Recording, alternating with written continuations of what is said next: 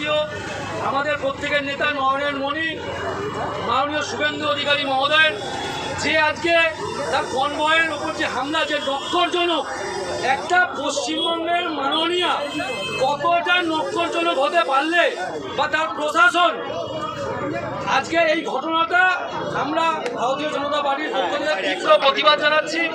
প্রতিটা আমাদের রাজ্য সভাপতি মাননীয় শ্রমিক ভট্টাচার্য মহোদয় যে আহ্বানে আমার প্রত্যেক মণ্ডল, প্রত্যেক নির্দেশে, প্রত্যেক থানাতে যে আমাদের এই কর্মসূচি আমরা পালন করলাম, আমরা এখানেই আমাদের এইখানে যে আন্দোলন এখানে সমাপ্তি ঘোষণা করব। বন্দে মাতরম।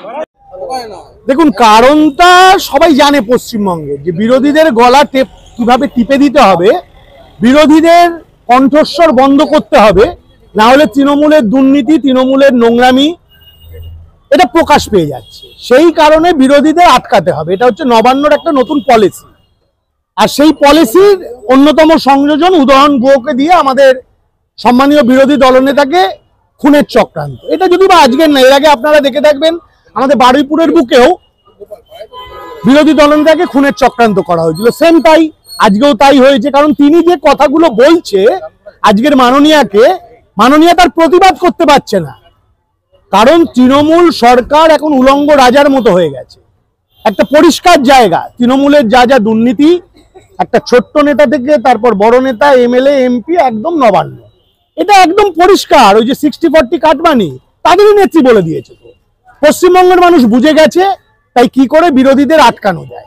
আজকের আমাদের মহামান্য আদালতের নির্দেশে আমাদের বিরোধী দলনেতা কোচবিহার যাচ্ছিলেন 3 জন আক্রান্ত বিধায়কের সঙ্গে দেখা করতে এবং এসপির সঙ্গে একটা পিটিশন জমা করতে। তাই তাকে খুনের চক্রান্ত হলো।